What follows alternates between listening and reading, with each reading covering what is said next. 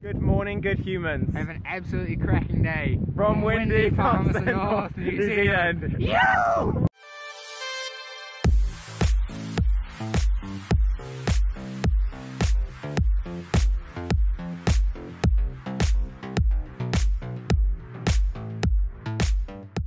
Good morning, you absolute legends. It is, what day? Thursday here in Melbourne. Pretty standard intro for me, I'm so used to saying that.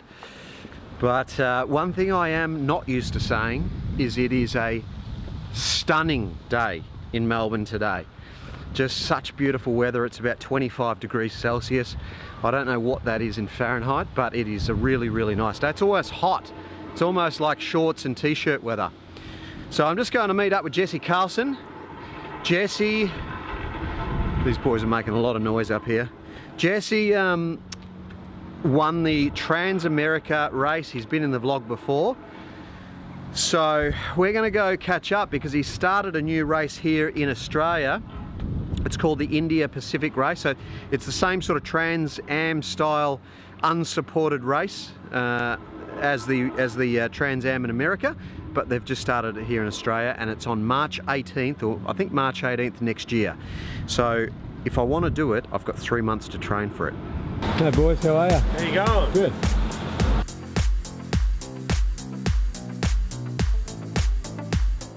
How are you lads, alright? Pretty good. You boys doing any Ks, or are you just sitting there eating bloody sweets? Sitting around. Bit of both. Just pretend we're riding, basically. How'd the knee surgery go? It was hip surgery. Oh, was it? Yeah, it's I've recovered pretty quickly, so fairly happy. It was only 3.5 weeks ago. Yeah. So yeah, happy to be back on the bike. Yeah. So what are you going to do now? You're just going to start doing massive efforts in strength endurance, or? Maybe in about a week or so. Yeah. Just get 1,000 Ks in this week. Yeah, I reckon I'll do that, and I should be right for nationals or something. It's only 50 days away. I'm going to go join Jesse. I'll see you boys later. See you later. Mate, what is that? It's carbonated coffee. Carbonated coffee. I've never actually seen it before. It's by North Street. Really? Yeah. So we Okay. provide the coffee for this. Yeah. It's filter coffee. Yeah. And North Street do something special to it. Okay. It's keg carbonated. Nice. So, yeah, really refreshing for summer. Yeah, cool. How often do you have one of those? Oh, it's a summer drink. I'll be here every day having them now. Really? Yeah. Over 30 degrees, get onto the carbonated coffee. Nice. Coffee soda. All right, so it was good to see the boys having a little coffee. I just bumped into them as I walked into, where are we? Maker Cafe. It's an awesome cafe. I love it. I think I'll be visiting this place a little bit more often. But I'm sitting here with Jesse Carlsson. The guy is a living legend. He, I think I do long rides, and this guy takes it to the next level times 10. But anyway, he's organised a great race. I'll get Jesse to tell you a little bit about it right now. So we're putting on the Indian Pacific Wheel Race, and I think there are a lot of these solo, unsupported, I guess, bikepacking races that are going on around the world these days. I've done a few of them over the past few years. I've managed to rope in a few friends to do them in the past few years as well. And I think overwhelmingly we've just had such a positive experience that we need to put these races on in Australia. Yeah. So what we're doing is we're doing coast to coast, Indian Pacific, all on road this time, bitumen. So road bikes, solo, unsupported, there's no team car, there's no people handing up bottles or anything like that. Got a problem with your bike, you sort it out, you work out how much you want to sleep, how much you want to ride, but that's all to one side. Starting at 6 o'clock on the 18th of March next year in Fremantle, and you finish when you get there at the Opera House. Keep riding until you hit the other ocean. So it's a set route? Yeah, set route.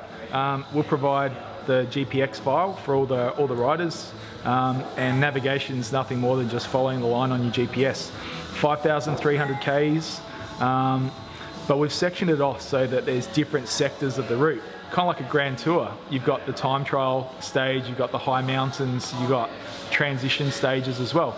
So you're going to have to get across the Nullarbor, and that's some of the most remote paved roads you're going to come across in the world. It's not a supermarket tour. You're going to have to really think about logistics, and food and how much water you're going to need to get across. You look at the weather stats in March across the Nullarbor, record highs are in the high 40s, and at night it can still get quite cold. Track forward, we're going to go through the mountains as well. We're not going to just go the fastest route from Perth to Sydney. We're going to do the Nullarbor. We're going to do the rolling hills through the winery districts in South Australia, Adelaide Hills, where we've all seen the tour down under battles. We're going to be riding up Green Hill Road up to Mount Lofty, and then we're going to do the Great Ocean Road. I mean, it's an amazing drive, it's an amazing ride. All cycle tourists want to ride it. And that's all cool. We think you can hold it together through all of that. Well, you're going to have to finish it off with a hilly 1200k stage to get from Melbourne up to Sydney through the mountains. And yeah, you look at the weather stats, March, April, up in the Australian Alps. I think you can get lows, high temperatures as low as -1. Really? So it can be pretty sketchy up there. Yeah. But yeah, you're all on your own. No one will hear you scream out there. I know. Oh my God. So 100 positions available. Is it nearly sold out? Yeah, so we've got 100 positions. We've got 90 of them, which we've opened to everyone, and 10 of them are invitational. We're trying to make a big race of this. I think one of the things that we haven't really seen in this emerging bikepacking scene is like a big race with all the hitters involved. How cool would it be to just get all the fast guys down here to race? Yeah. How cool would that be? Yeah. Big showdown across the country, an untested route, first time, a few wild cards thrown in there from Australia as well. So we've only got about 10 entries left, I think, at the moment. They keep going every day. Most of the entries are from Europe. They're probably a bit tougher than us Aussies, I guess, or maybe they just don't know what to expect. So it's been amazing to see so many international entries. I think probably close to 60 of those entries are internationals, yeah. And we've got 12 women on the roster as well, which is amazing. Yeah, it's like my favourite cycling photos. This woman called Billy Samuels. Yeah. I don't think she'd ever ridden a bike before, and she just decided that she wanted to break the Melbourne to Sydney record. This is in the 1930s, so when I guess it was a very different world to now, and yeah, she just decided she was going to do this. So I think she got in touch with one of the guys who held the record for the longest annual mileage, Ossie Nicholson, I think, and she started getting trained by this guy. And then I think her longest ride before she started out on this record attempt in 1934, I think it might have been 160 Ks or something like that. And then off she went. She just had a crack. And I think so she left Melbourne, went to Sydney? Yeah, she left Melbourne, tried to ride straight through to Sydney in 1934 as a woman. And you could imagine back then the roads weren't great. There wasn't a lot of bitumen around. And she was 4'11", I think, and just weighed nothing. You see a picture of her. This bike is ridiculous. The seats just slam down as low as it can be, and anyway, it's kind of crazy. She had some crashes. She had terrible weather. She had a support crew, but I think they might have got stuck and couldn't get through. So she ended up oversleeping, and because no alarm clock or anything like that. She ended up oversleeping, and she missed out on the record by something like 10 hours when she got to Sydney. But she thought, you know what, that's not the end. She hung out up there for a couple of weeks recovering, and then had another crack the other way back. And then there's this amazing photo of her in Martin Place in Sydney, where she's just standing there. She's this tiny little woman, 4'11", and there's just a group of suits around her. Just all the focus is on her. She's this tiny little creature, and she's just looking at us. There's this look of confidence on her face going, step away, guys, I've fucking got this. And it's just an amazing photo. Awesome. And the eyes on her, they could be saying, what on earth is this person doing? They could be amazed that she's just wearing shorts, not a dress, or and she's got a fucking koala strapped to the front of her bike for good luck. it's an incredible photo. It's incredible, and it's an incredible story to share, isn't it? Oh, absolutely. I think so. The more you get into this adventure cycling stuff, long distance, endurance, overland stuff, you can't ignore these original overlanders. And I could crap on about another 20 characters just like Billy Samuels, because we think we're doing something adventurous now. We're not. We're just picking up from where these guys left off back in the 1890s, 1930s. It seems that that whole type of cycling has kind of been lost. And we're just picking it up again now. So, So I've often wondered, mate, when people are riding across and they're all split out over hundreds of kilometres, how do you police whether they're actually, you know, getting help from people or they're cheating? And I imagine most of the people that do these events are pretty honourable sort of people anyway.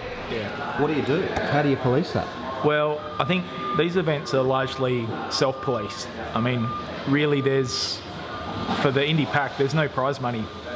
The only thing that's at stake is honour, really. And I think that the top guys involved in these races, it's basically a contract of integrity that kind of binds them in competition, really. They've proven themselves in races that across countries and continents before. And so for those people, they're going to be doing the right thing. The rules are simple. They're really in the spirit of self-support. So don't get access to something that someone else couldn't get access to. So it's fine to pull into a bike shop and get your bike serviced, because anyone else can go and do that. But if your mum lives in Port Augusta, I mean, you're not going to stop into mum's house and have a nice home-cooked meal and wash up and have a good night of sleep, because sure, you could do that if your mum was prepared to open up her house 24/7 for 100 riders over that 2-week period, but that's probably a bridge too far. But some of the beautiful things in these events are those, they call them trail angel experiences, where you don't expect it, but someone might just appear from nowhere. They might pull over on the side of the road and stop you, wave you down, and you have a quick chat with them, and they'll say, "Oh, do you want this sandwich? You look like you could do with it more than me, or do you want this bottle of water?" And sure, you take that bottle of water, maybe you'll take the sandwich, and then you'll have a chat with them about your travels and get on with things, and that's a great experience. But if it's unplanned, that sort of thing, that's great. But I think really it's self-police. So each rider needs to read the rules and then act in a way that they're going to be comfortable with. They've got to sleep at night afterwards. I mean, if someone's going to cheat and jump in a car and get a lift, I mean, really, it's kind of stupid. They're just cheating themselves. I think it and go, well, that person's going to have to live with that. And so that's really what it comes down to. You've just got to make decisions that you feel comfortable with. And typically after the race, the organiser goes back to the field and says, okay, did you follow the rules? Are you comfortable with the time? Do you feel like you should have any penalties imposed? And that's it. So people own up. So yeah, that's pretty much it. So the rules are on, where can people read the rules? They're on the actual website? Yeah, they're on the website. So India, I think it's www.indianpacificwheelrace.com. All the rules are up there, and all the details. And the route. Yeah, and the route as well. So the route we're going to finalise in January. We've got a draft route. I think we're up to version 8 or something at the moment. What's been amazing has been just people who aren't necessarily doing the race. They'll send us an email saying, I live up near the New South Wales border, I ride that area regularly. The route that you've chosen through there probably isn't the best one. We think you'd have a lot more fun, and all the internationals would like it more if you went this way. So they'll propose changes, and they're not even doing the race, and they just want to see the best of riding their area represented, because I think we'd like to see this thing live on as just a long distance touring route across Australia. Forget the race. If you want to come to Australia and go for a long bike ride, we'd love for people to just check out the Indy Pack route, pick that up, and take a section of it and ride it. I think any notes I pull together on the course, what services are available, what opening hours are there, and accommodation and so on. Yeah, I'll make that available to everyone, and hopefully everyone will do the same. Should be an open source thing that people can access that information easily. So that's been the great thing about this. Everyone seems to be getting involved and helping, and so if anyone's watching and they're checking out the route or route, I don't know what people say. Route, Derby. People have any suggestions from their area, feel free to drop us a line. The email's on the page as well. Because we just want to showcase the best riding we can. When all these people leave Freo, are they all together in a bunch, and do they go through Adelaide together like groups of 3 or 4, or are they splintered all over the show? Well, yeah, usually what happens is things split up pretty quickly, but if you've got a group of strong riders involved, well, maybe they will stay together. Typically what happens, and it depends on the style of the riders involved, some of the top guys seem to go out and try to just break everyone. It's like any ride, bike race, right? You start riding and you hit the first hill, and suddenly there's 3 left, and off you go. So I think what can happen with these sort of things, you know, the hitters go out, they try to break each other, and sometimes a few of them, they end up pulling the pin after a couple of days because it's just too far. Yeah, it could be injury, or it's just not how they were expecting, or it just gets a bit tough, or who knows. So maybe some of these guys will go out super hard, but after 3 or 4 days, maybe they're going to need a longer break. And so that's going to affect that overall average. So you don't look at what they're doing on their best days, you look at what they're doing overall on average. So what are you going to do in the lead up training wise to this event? Are you going to just do massive rides, hills rides, motor pacing? What are you going to do? Well, it depends on who shows up. I think if we get some of the real hitters involved, if I see a couple of names on the sign up roster, then it'll be right. Tomorrow morning I'm up at 4. Really? Start riding. But yeah, I don't know. I think everyone's different. It depends on their bodies and how they cope. For me, I think I need a bit of load to get used to that sort of riding, the big Ks day after day. So I think that's probably what I'll look at doing. Just try to build up some load, just to get my body used to that again, because I haven't done big Ks in a long time. So it's probably load. Load will be the big factor for me. So yeah, I'll probably prioritise that over some other aspects. When you say load, you mean big long Ks? Yeah, I'll probably try to do some long Ks, just consistent, regular long Ks. But you know, I'd love to plot out a program and tackle a little bit more. Are you going to be riding to Adelaide this year for the Tour Down Under? Oh, absolutely. Yeah. One day or 2 days? So last year we ran a group, rode with a group over. We ran a group for 2 days. So why would you do that again?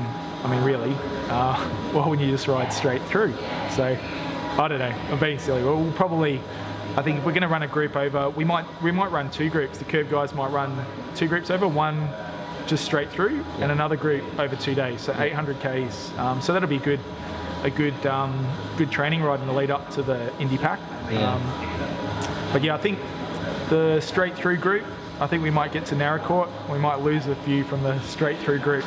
Be a question as to whether they get back on the bike after dinner or not. Yeah, I know. I've been there, mate. Yeah. I've been there with you. I don't know if you guys remember, but I did a ride from Adelaide to, from Melbourne, Adelaide, and I joined on with these guys on the second day. I think my backpack had a minor thing to do with it, but I can tell you now, mentally, it was one of the hardest things I've ever done, and my admiration for Jesse went up about 50 notches because I knew that we were all doing it tough, and he was laughing. It was crazy. It's only 3 months away. It's just over 3 months away. Pretty exciting, really, but I'm going to be covering it with Jesse. There's some big names, we won't discuss it just yet, but there's some big names entering this event. But the next couple of videos I do with Jesse will actually go through bike setups and stuff and talk about how you can set your bike up and just some general tips on how one would ride this race. So what do you think? Yeah. Do that? I just made that up right then, so I haven't even asked Jesse if we're going to do that.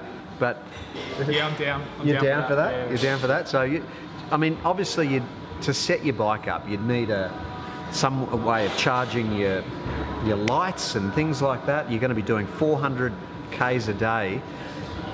You know, if you want to win it, you're going to have to be doing 400 Ks a day every day. More than 400. More than 400. Yeah. 400 kilometres a day. And that's the beauty of it. I mean, you can't. Don't worry about how you think you should pack your bike or anything like that, or what sort of bike. Really, every bike's an adventure bike. You got to. We're kind of honouring the history of these great Australian overland riders who started this whole thing in the 1890s. You look at what they rode. The first bikes were fixies. These guys were just tearing off into the desert without any formed roads, no knowledge of where food or water was going to come from. They were on heavy steel fixed wheel bikes, the first that were ever put into mainstream production. They thought they'd get tandem tyres because they're a bit tougher. They'd vulcanise extra rubber around the outside. They'd take guns to shoot wild turkeys so they'd have food. They'd have to dig for water. So, I mean, we're doing this in an embarrassingly easy way in comparison to these guys. But I think in doing this, we've got to honour that rich heritage of endurance cycling that's largely forgotten in Australia. Yeah. So, yeah, you talk about what bike. Well, run what you brung. Really, you can choose to ride whatever. Yeah. Just decide what you want to pack, how comfortable you want to be, and then just get on with it. Yeah. We had about 10 coffees. Well, I had about 10 coffees. You had one. He had that icy cold coffee thing. Yeah, coffee soda. Next video we do with Jesse, we'll go through the bikes and how to set up a bike or how to put a bike together for a race like this. I'll tell you what, I am buzzing right now, absolutely buzzing from Jesse's enthusiasm for this event. Like, he was so excited. He was telling me all about these amazing riders in the early 1900s and 1950s and 1930s of riders riding across Australia and doing crazy, crazy things. So I put it out on Twitter tonight, this afternoon, that I'm doing the Burbs ride. So hopefully we get a few more people to the ride.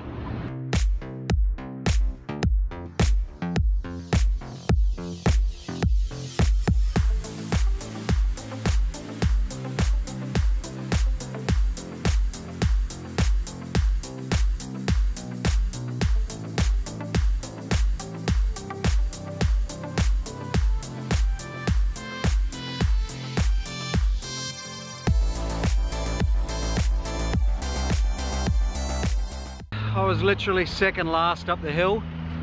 Last. You. But it was a good climb, just enjoying it. Beautiful weather. How good is it? Outstanding. It's just outstanding weather. That's a good word, that. Your heart's still ticking. So I'm happy. You're killing it. You're getting up there. Yeah, we're just doing it in our own time.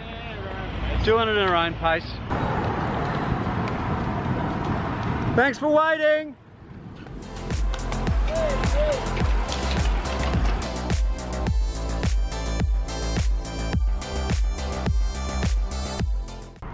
Did you win the sprint? I won the ladies sprint, I think. I'm counting. Is there a ladies sprint? There is. I'm part of it too, you know. Are you doing Tour of Bright? Yes.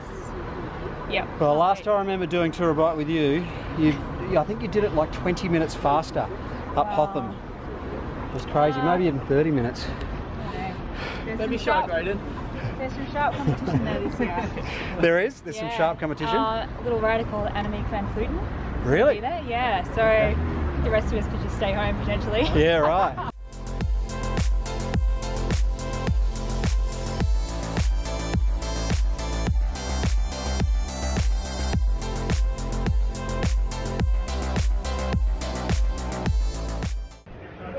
I'd rather be doing that. Nah, I'm kidding. Not on a night like tonight. Absolutely cracking night. Just perfect weather. Just like any standard working human, anyone who works a normal day job, I had the worst day at work today. Absolutely horrendous. I was pumped. I went and met up with Jesse Carlsson, had a great meeting. and then went to work, and it just all went pear-shaped from there. But you have those days, unfortunately. We are all out there paying the bills and doing what we have to do to get all that done. But that's why on days like this, it's great to get on the bike and just... Hannah, so I got home from work and I was in the worst mood, and Hannah goes, just get out on the bike, you'll be right. You'll feel much better. And she's right. I wasn't going to ride tonight because I was that ruined after today's work, but now that I've done it, I feel amazing. I feel so much better. I just feel like a weight off my shoulders.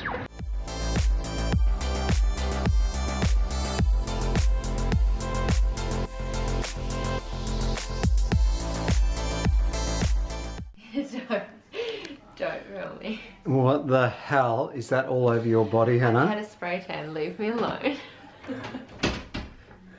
Alright, Hannah and I are sitting here watching embarrassing bodies. I'm actually editing, but I can hear Hannah yelling. This guy's got hemorrhoids, and Hannah's yelling from the other room, and constant yelling. But she's sitting here, she's as black as the ace of spades in her fake tan. She's sitting in her undies, so I can't show you. You show my foot how black it is. I have to wash it off still. Yeah, I have to wash it off. Yeah. So it won't be edge black as this. Okay, but yeah, I think I've strung three days together on the bike, H. Woo! So I'm very proud of myself. And I caught up with Carlsson today. And so that was really awesome to see Jessie excited about the Indian Pacific road race. But yeah, that's the end of the vlog for today, you cracking humans. I'm not even going to tell you what Hannah was just doing then. But have a lovely day or a lovely evening or wherever you are in the world. And I'll see you guys tomorrow. Thanks for watching, as always. I think I'm a little bit like dehydrated. You're waffling. I'm waffling, yeah, I'm waffling. All right guys, see you later.